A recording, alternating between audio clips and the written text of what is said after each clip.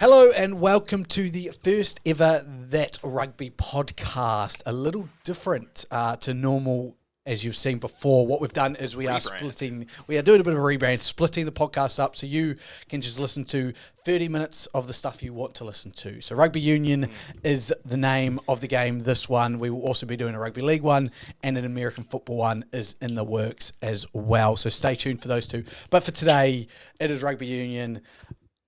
Probably the hottest weekend of Rugby Union results, so a great way to kick it off. The All Blacks have done me dirty again and lost to Argentina on home soil, 25-18. And the Wallabies had the Springboks walloped before they allowed them to score a couple of late tries to make it 25-17. So, yeah, I mean, what a weekend to kick us off. The Wallabies did that on purpose to keep New Zealand at the bottom of the table for and against differential and everything like that. They needed to keep New Zealand down. But yeah, I think, I don't know if Sansa / World Rugby could have drawn up a better weekend for Rugby Union. And I know that all the South Africans are pissing themselves in the comment, the referee, he was so bad, he should quit the game of refereeing, bro. And Nick White, and he's a drama queen and all that, he should go play soccer. People are talking about rugby. I had a co-worker today who, she's just into rugby league, doesn't really watch Rugby Union. She was talking to me about the game and saying how awesome it was, and Corabetti's tackle and everything like that, how incredible it was, and things like that. Like, you think about the storylines that have come out of this weekend, right? I mean, so New Zealand losing on home soil to Argentina, first of all, is historical, unprecedented. This is a year of making history for the All Blacks, but in all the wrong ways, in all of the wrong ways. And then after the game, Foster saying that the Argentinians were sort of pushing the boundaries a bit on refereeing and calls and stuff like that, and then Checo basically slapping back saying, have a whinge, whatever. Foster's famous for having a whinge and whatnot. So we've already got that rivalry now between these two coaches they're going to play again, obviously, right? You have Pablo Matera being the poster child for why translocation of rugby can be so successful for other international rugby programs. Checker was talking about how he was taking them around to all the coffee shops in Christchurch, and he knew everyone there. But obviously the impact on the field was so much more as well. You could see that, and they talked about it a little bit. Obviously they don't want to give away all of their secrets, but you could see the difference that it made. Like, this is a different level Argentine squad. And, we saw it against the Wallabies, and we sort of thought, oh, maybe the Wallabies are just back to being shit, frankly. But I think that's probably a little bit of disrespect to Argentina now. And 100%. Now we're sort of saying, okay, this team can roll. So that was the second game, and that was history making, right? But that's not the most talked about points of this week. It's the Springboks and the Wallabies, for particularly two moments in that game, which was the Faf de Klerk smacking Nick White in the face, getting it wrong, penalty or yellow card there. You can argue however you want. I think the referee. I don't think anyone though could say Nick White's acting was the reason that Faf got a yellow card there, right? I think no matter how Nick White had reacted, that was going to result in a penalty, because everyone and their grandma could see that Faf smacked him in the face there. But it's gotten a lot of media attention. It's got a lot of commentary, and it's gotten a lot of South Africans riled up. And my favorite comment though has to be, I think it's John Smits said that he just killed a bit of the soul of world rugby. And it's like, pot, kettle, black kind of situation with the South Africans and their antics. And then, and to sort of cap off my little talk here, is Corabetti's, his all-round incredible game, but the tackle of the century, right? And a legitimate tackle. I know it looks dangerous. I thought at first it has to be dangerous, but no, it's the Springbok winger jumped, and Corabetti had his arm in there. He did everything right there, and that's got people talking. Mostly South Africans saying it's an illegal tackle and it should have been a penalty try. Everyone else in the world, including a lot of South Africans, saying no, that's just a great tackle. He's just a great player. And look at all the hype this has generated for rugby for the games that are coming up this week. So, not only is Allianz Stadium going to be the new Allianz Stadium going to be absolutely packed out, but you've got that extra edge on it now. The Springbok, quite frankly, the score line is flattering to them, yes. Right? And you could see the Wallabies in the last couple of minutes just sort of realized we've got this in the bag. Whatever. They can have a couple tries kind of thing. I would have liked to see some better efforts in there, particularly from one or two players. We'll get to that. But what a week for World Rugby, right? Like, it's got people all over the world talking about it, and people that aren't usually into rugby talking about rugby. And that, to me, is this is probably the best weekend of rugby that we've had in years. 100%. I mean, and it's hard to say when we've lost, but for the game of rugby, an All Blacks loss, especially at this time, isn't the worst thing. But let's run through these games. Let's kind of give our opinions on the situation. We'll start with the first game, South Africa versus Australia. The two key points you talked about, which are the 2 points we've seen around the world. It's quite clearly a fair tackle. For those that say it's not, the arm is there. The arm is a attempt to wrap at that speed. You can't say it's not wrapping. I mean, I even saw someone in our comment section say it was a red card, and that's laughable. So, let's start with that one. One of the tackles of the year, if not tackles ever. Like, I think... Yeah. Again, if that happens in a World Cup final to win a final type thing, it's the greatest tackle ever type thing. Like, that's what we're discussing here. Like, the only thing that stops it from being the greatest tackle ever is probably the moment. And... if that leads to an Australian, Rugby Championship win, I think tackle of this decade will probably be, when we look back on it more and more, it'll be like just how, you're a man down situation like that, tackle of the decade type thing. Yeah. It'll become one of those iconic moments for World Rugby and for Wallabies lore and history. But one of the things I want to highlight around that, since we're talking about sort of positive aspects of the game from the Wallabies, is that all that time, and the reason Corabetti had to make that tackle was because the Wallabies were down a man. And so the Wallabies defended for 10 plus minutes with a man down on their own goal line and didn't concede any points. Like, not even just didn't concede any tries, they conceded 0 points. The South Africans had a few penalty opportunities to slot some kicks. And I think actually that really came back to bite them. Like, 100%. That's their usual. I think they got away from their game plan. That's their usual game plan. Force the penalties, kick the goals over. I think they were a little bit... what's the word for it? They probably underestimated the Wallabies a little bit, and overestimated their own ability to punch it in on the goal line. But you look at the scoreline, how it ended up, 25-17, and yes, the Wallabies conceded a couple last minute, and maybe if they were under a bit more pressure, they wouldn't have conceded those tries or made those yellow card penalties because they wouldn't have been as relaxed and comfortable. But you look at the points difference, it's only 8 points in there. 3 penalty kicks. This game's going a different direction. And South Africa had more than 3 penalties, I'm pretty sure, in that yellow card time. They had at least 3.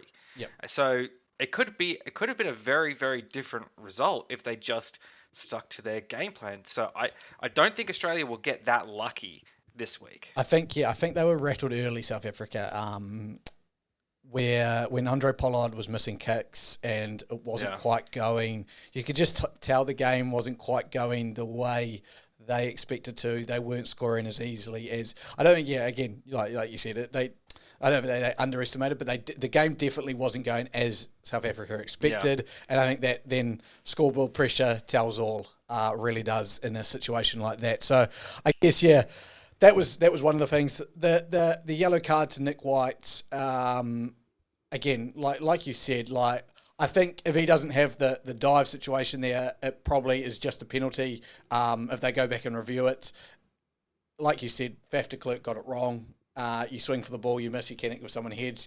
As soon as you connect with someone's head in a game of rugby at the moment now, it's trouble. So I would avoid doing that. I've got no problem now with the yellow card. I've got no problem if it had been a penalty. I wouldn't have cared either way. It had to be one of those two things. And you can make an argument to each point. So I still don't think it changed the game enough. I think it was it's not within the sport to take a dive, but Nick White, 5 metres out from your own line, did what any good Australian halfback should do. But good halfback in general should do. What any good halfback should do is I called protect the ball and put your team in a position in the right position. So again, Yeah. It's a very Nick White thing, but again, it's a good halfback play there. You do I think it's a very halfback thing. Yeah, I think if you reverse the cards there and Nick White hits Faf de Klerk in the head, I think you see the same thing happen. Exactly, 100%. They're similar types of players. They're very similar type of players. Definitely. And as well, it's also a bit of ball protection as well to go down there as well. Because when you get hit in the head, you're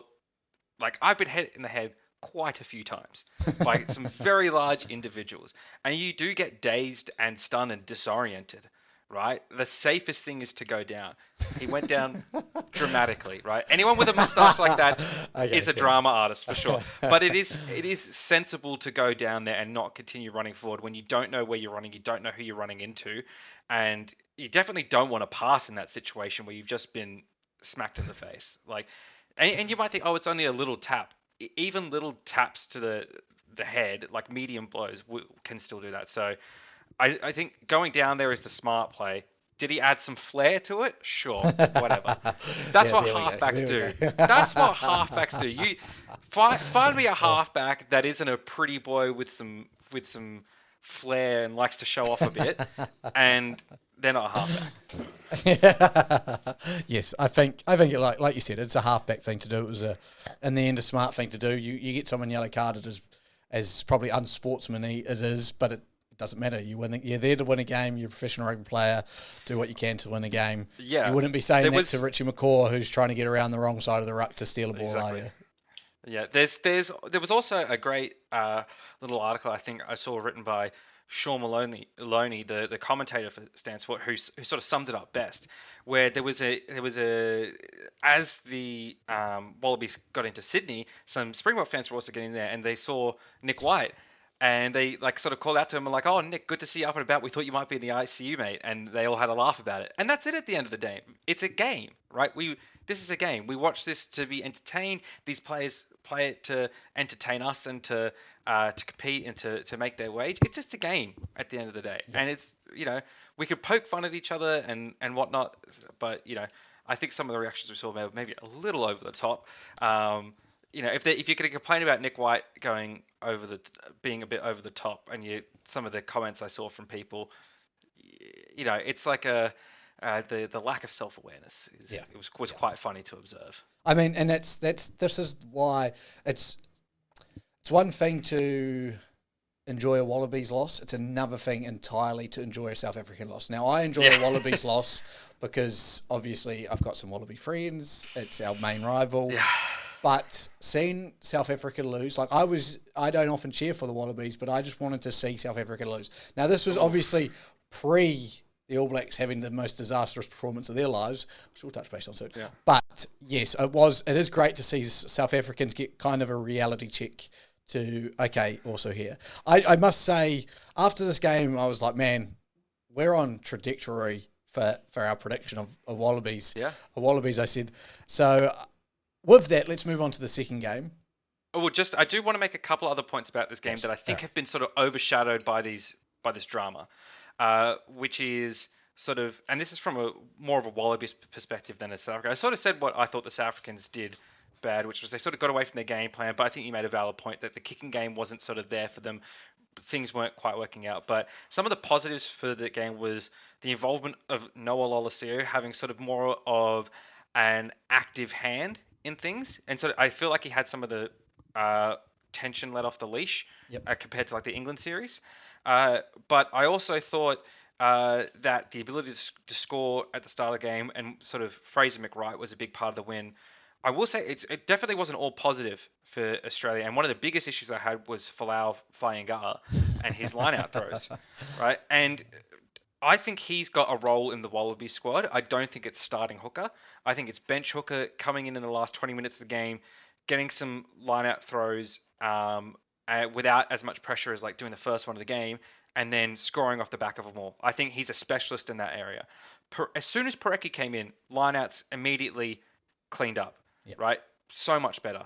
So I think Porecki needs to be, and I can see maybe they didn't want to rush Porecki back in after injury. I think Porecki has to be the starting hooker, Fainga'a backup hooker.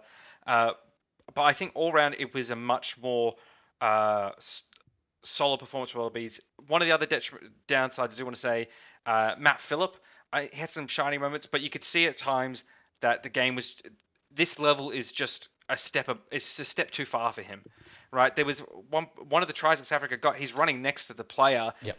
If you're a professional rugby player, you should be able to catch that player at that point, and he just let him run by him, right? Nick Frost is not letting that try get in there. Neither's Darcy Swain or even Rory Arnold probably. So yep. I don't think by any means Australia is going to breeze through the rest of this competition. There's definitely issues that need to be worked on. But I think there was so many positives that have been overshadowed by these dramatic moments, including, and probably biggest of all, was Noah Lolasio's performance. And I know there was a lot made of Bernard Foley coming back into the squad. One of the theories I had on that is just to have another active body in camp who's a veteran who can show Noah what to do, rather than bringing one of the young guys and Noah's having to mentor that person while also getting ready for the game while he's in his early 20s. So I like what Rennie pulled out for this game. 100%. Let's move on to the second game, which was the disaster that is the All Blacks lost to Argentina. Now, as an All Blacks fan, I will do my commentary to start off with. Where to begin? To Argentina. I'm going to start with Argentina so I don't feel so bad when I actually rip the shreds off New Zealand. What a defensive performance, I must say. Probably one of the more special defensive performance, and it must be said their game plan on defense was incredible to me. So they didn't attack a lot of rucks. I sat there and watched it, and I just go, you're literally, trying to beat 14 guys because they just weren't committing to the ruck. So they had obviously identified that and said, we're not going to do that. We're just going to let them keep coming, and we're going to make our tackles. Now, David Kidwell, former Kiwis coach, former Kiwis player, known hitman, man you would not want to run into, is actually the defensive coach, which is a really interesting perspective because he brings a wealth of knowledge of, obviously, rugby league, which doesn't have any rucks, doesn't have anything like this. So his work with Cheika, I imagine, is a couple of kind of, evil masterminds as now I see it, working in a little lab, just coming up with the greatest plays to screw the All Blacks. Second, so that's the first big thing. Obviously, Boffelli, we selected him in our Sansa XV. If you haven't seen that, jump on that video where we select our Sansa XV. But his kicking, again, it was very South African. They get in the right positions, put themselves in the right positions, score points off that. I think he scored 20 of the 25 points. So he ticked over the scoreboard. Another fantastic performance from him. There were some big names and big players out there. Kramer, I know, Kremer made 26 tackles. I don't think missed a single one, or maybe missed one. The captain, Montoya, another fantastic performance. But to all your Argentinian fans. And I think Montoya as well, who we did select in our extended squad for our Southern Hemisphere team. He had a great game 100%. As well. So we know what we're talking about, guys. We didn't just pull those names out of our ass. We do. But now onto the deeper meaningful about the Argentinians, okay? You've become like the Irish. And I said this to the Irish. I said, you've become too good that I can't like you anymore. When I see Argentinians getting in the face of Aussies, I enjoy it. I revel in it. When you get in the face of our All Blacks and you're beating us, I don't enjoy it. Now, I could handle that. I could handle all of that if you had an Argentinian national coach who'd be, singing along with the national anthem, but you got a fucking Australian standing there, and the worst type of Australian, and Michael Cheika, who knows just how to rile us up. So, Argentina, this is a warning. This is a warning from the sports booth, lad. Don't go too far. I want to continue liking you. Booth. Only my point of view. Don't go too far. Do not go too far. Draw the line, all right? You've had your win. It's famous. It's a victory. Take it. Let us beat you by 50 points and feel better about ourselves, all right? I'm sending a message now. I have never met an Argentinian I didn't like. Don't change that now, Pablo Matera. So that's what I've got to say for the Argentinians. Let's move quickly on to the All Black side of things. Now, holes all over the world. Holes all over the All Blacks, over New Zealand. Issues. Big one, and it hasn't been one for a while, but is our reserve hooker. We've tried Dane Coles. Dane Coles is getting too old. Still a fantastic footballer, and I think he will be probably still the backup there. Samisoni Takahihau, the starter, may as well play 80 minutes at a national level because Cody Taylor came on and had one of the great bedsheets of New Zealand rugby. And it's unfortunate because I believe he was Hooker of the Year last year or 2 years ago, something like that. And he's just fallen off a cliff. And you could start to see he had his moments with the Crusaders where he was really good and then would have a bad game. And I'm not saying, again, he's been a professional. He's done it at this level for a while. But that is a massive issue for our team at least. Front row, we're all right. We're getting some of those younger props. I think where we're actually sitting for the All Blacks is at a generational dip. So we're seeing the likes of Sam Whitelock, Dane Coles, Cody Taylor. These players are moving on. And the ones that are coming in are either quite youthful. We've got even Bowden Barrett, Richie Mwanga, who have been doing this for quite a while. They're out getting into their late 20s, early 30s, where, this team 4 years ago, or this team even 10 years ago, leading on, or I should say 6 years ago, into the 2015 and 2011 World Cups, we're looking at, kind of those players building and starting to peak at the right times. I feel like we're at a generational dip where it's kind of like Adi Sevilla, and then it's like a bunch of young guys and then a bunch of older guys kind of built around his generation. So I'm hopeful for the future. I think we are, it's funny to say it, I don't think it's ever been said by the All Blacks, we are at a rebuilding phase. And I'm not yet to jump. I'm not going to be jumping on the Ian Foster out bandwagon because he's here to the 2023 World Cup. I'm living with him. I don't mind it. I have zero problem. I think it's time, which we don't often do, to blood younger talent. So Asafo Moore, I want him back in the All Black squad. I just want to see some of these guys going out there, fresh blood, doing what they do best. For this game, we can. I'm a bit nervous. I'm very nervous for New Zealand rugby. It was meant to be Joe Schmidt is obviously planting his seed in there with attacking, but the attack looked dull. Like when you came from watching the Wallabies game and you saw that try with Fraser McWright, the second one, where you can see they're building something. There's some attacking weapons. Every time you kind of watch the Wallabies, there's some attack. I still think the All Blacks are stuck in, we're individually brilliant, we'll beat you at that. And we saw it with like Caleb Clark down the sideline, Geordie Barrett's run. They have individual brilliance that breaks team, but I still just lack seeing a game plan where we turn that into a winning, game plan. I just see, let's be individuals, let's try and get a win. So a lot to improve on, I think, for the All Blacks. It's not the end of the world. It's good for world rugby. It's terrible to be an All Blacks fan, but I do believe this is a dip rather than a decline. I think there will be a time when we come back.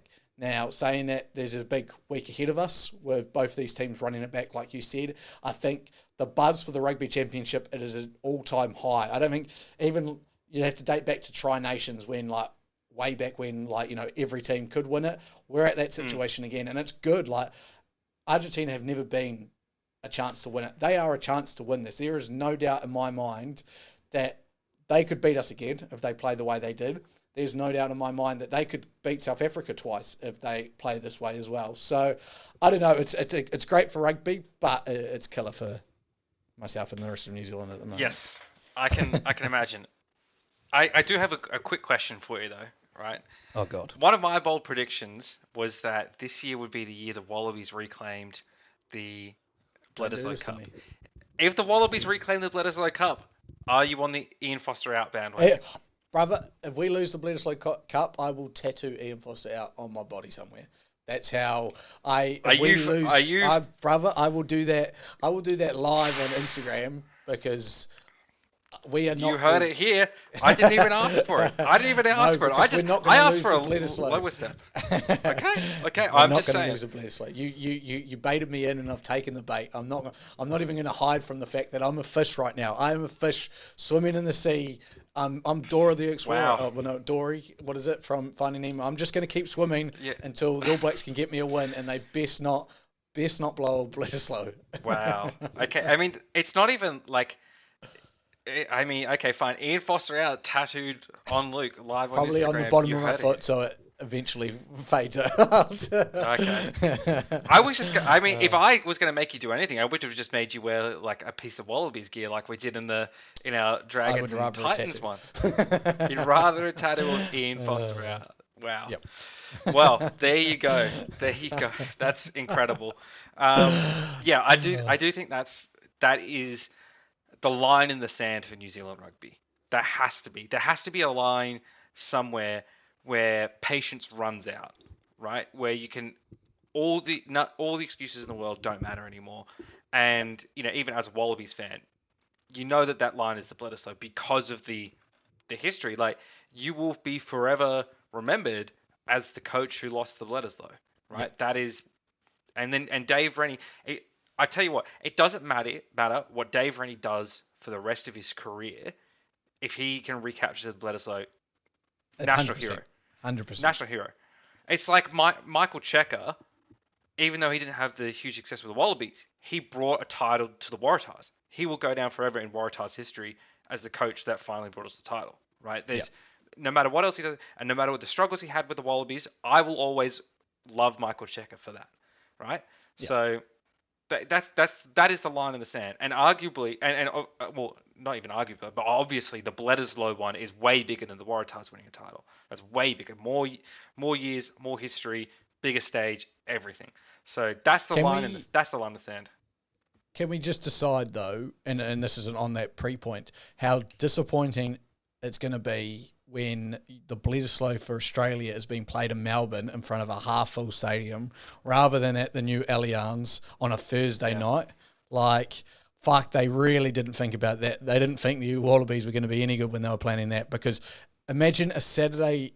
I don't know what order it's in. I'll quickly Google it when we jump onto our next points. But I don't know what order it's in. But say it's the second game. Say you've gone to Eden Park and you've just lost, Or even if it's the first game, it's the first game of a Bledisloe. The All Blacks are coming off the back. Let's say they just beat Argentina of 2 wins out of 4 games. I know we're currently sitting at 33% for the year.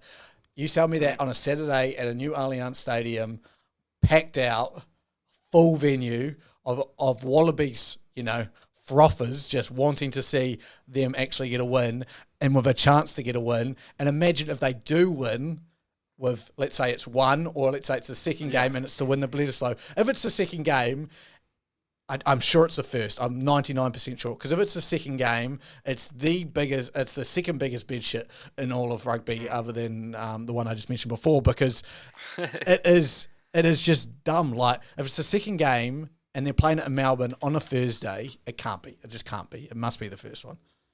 Yeah, I'm just Googling it here quickly. Yeah. Bledisloe Cup fixtures, first test is in Melbourne, second test is in Eden Park. Okay, which it makes a bit more sense, because imagine if the first one was in Eden Park and then the second one was there. But that makes sense. But even that, imagine the first one. Let's say the unthinkable happens.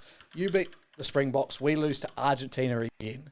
You're telling me that first game in the Bledisloe Cup with the All Blacks at like a 25% win rate for the year wouldn't sell out, You could just about sell out Allianz and no, is it Accor? Head out to Accor and you could sell out 80,000. Like, it's getting to that kind of level. Yeah, they sold out Allianz for the South Africa test, right? Exactly. So that you can do it, and charging higher prices than Justin Bieber. So, it's not, they're not even stinting on the ticket prices and it's sold out. But yeah, imagine you put a 100%. bargain ticket price for that. Yeah. Look, I mean that. Circling back to my point, that's the line in the sand for New Zealand, and Luke's has set how firmly he believes in his All Blacks, and we'll see how that plays out. Yes, we will. Let's just touch base quickly on the domestic game, the NPC in New Zealand. There's 2 points I want to touch on quickly. Let's go 3 points. The first point is the absolutely fantastic rugby we're seeing in there. It is such a different game. Like, I don't know. You could even call it the same sport as the All Blacks and Rugby Championship level. It's just so different. I know it is the same sport, but it's free-flowing rugby. It's very different. The skill levels are different. It's fantastic to watch. Some of the best rugby I've watched, NPC. Northland scored a try, which was just remarkable. Waikato scored a try that was just remarkable last week. I was like, okay, I love this level.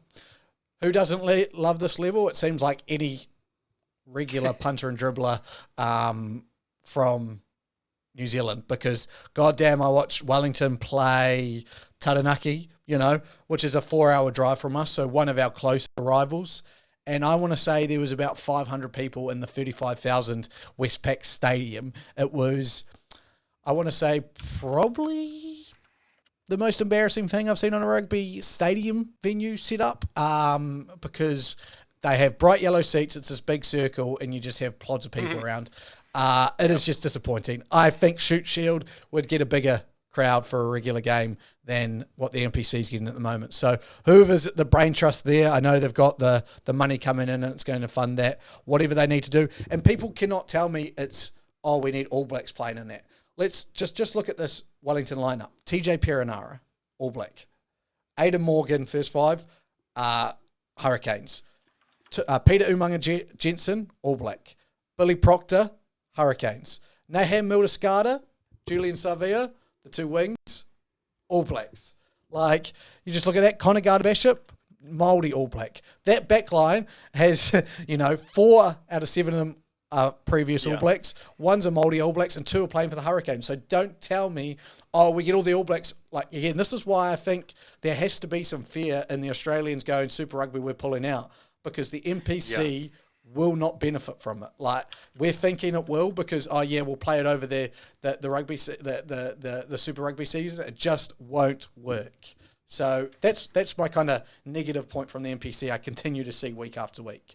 The last point I do want to talk about, though, for the NPC is a couple Aussies playing in it. So if you didn't know, there are 3 Australian players from what I can see at the moment. There may be more hidden, but the 3 I noticed, Jackson Pugh and Connor Vest, playing for Auckland in the NPC. Jackson Pugh started every game at number 8, and Connor is a lock who's come off the bench, I think, for most of the games. And then an interesting one is Joey Walton, who plays for the Bay of Plenty. And the interesting thing, I put a post up about this on our Instagram page, was they're missing their finals or, their club rugby seasons. And Joey Walton's a really interesting one because now his Gordon side, which is, his side for the Shute Shield competition, have just made the grand final. So, how is that affecting him? Is this going to make him a better rugby player? I must say he's played some fantastic rugby over there. If I'm a Waratahs supporter, I now look at the loss of Alex Newsom and don't mind so much because of the way he's playing. I think it's great for their footy. It's just interesting on the Shute Shield that probably the best player, I would just about say, in that game. I know there are some very good players still playing in that final, but you could argue Joey Walton could have been one of the best, isn't playing in it. So it was just an interesting point, saying that there is a Shute Shield final in Sydney this weekend. It is Gordon versus Varsity. So there's a rule around, I guess, rugby where I play, and I know it's especially same over here. It's anyone bar university. If you agree with me and hate the university clubs, then anyone bar the universities. So hopefully Gordon gets up, even though I don't really mind. But yeah. I will finish this off with a top 5, and my top 5 this week in the rugby world. Now, you actually mentioned it earlier, and I thought it was a good point. It's Bernard Foley has made a comeback. He's made a comeback to the Australian lineup. So I thought, let's have a look at the top 5 comebacks, either players or games in World Rugby. Number 5, you've probably never heard of this game, but after reading a bit more into it, it was a hell of an interesting one. Chile versus Uruguay in 2007 in the South American Rugby Championship. And you go, wow, interesting. The final score was Chile 34, Uruguay 35. At halftime, Chile were up 27-0 and in their whole history had never bet Uruguay. So up 27-0, never bet Uruguay, managed to blow it 34-35. Congratulations, Chile. Yep.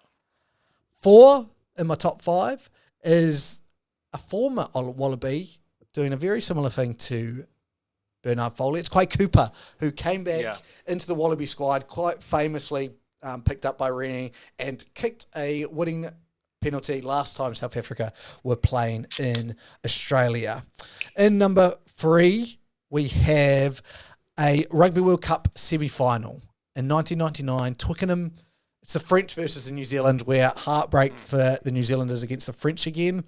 I believe we were up 24-10 at one stage with about 25 minutes left and managed to lose 43-31, and what can only be called is a massive capitulation of New Zealand rugby. Usually the French are the one capitulating, so... Exactly. Yeah. That's what I thought when I was reading through that. And number 2, I thought a great comeback story, probably the best comeback story just in terms of feel-good. Jonah Lomu, when he came back and actually played some games after being diagnosed with his kidney issues, he came back on the field, managed to make a return, and which was one, may have not been the most successful return, but it was one of the better stories for such a legendary player. And finally, the number 1 comeback that I have ever witnessed / read about, and if you haven't seen this game, it was Ireland versus New Zealand, November 24th, 2013. Now let me paint the picture for you. 2013, New Zealand have had an undefeated international season. So that hasn't happened often, if ever before. We have never lost to Ireland.